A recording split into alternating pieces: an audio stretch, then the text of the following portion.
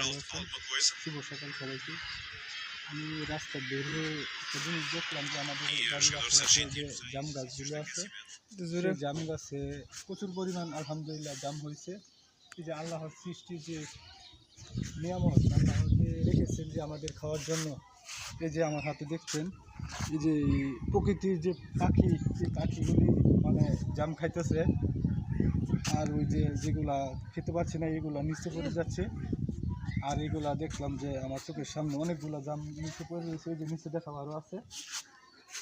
আমি ভাবলাম যে আমি কিছু টুকাই, আমি আবার শহরে থাকি, সচরাচর জাম পাওয়া যায় না ওখানে, পেলে অনেক দাম, তারপর জাম অতটা ভালো না। এখানে যে জামগুলো আছে মানে অর্গানিক, একবারে ফ্রেশ, কোনো কেমিক্যাল নাই, ভিটামিন যুক্ত, একবার ফ্রেশ একবারে। এই যে আমার হাতে জামগুলো আছে দেখেন, অনেক সুন্দর, মানে খেতে অনেক টেস্টি হবে।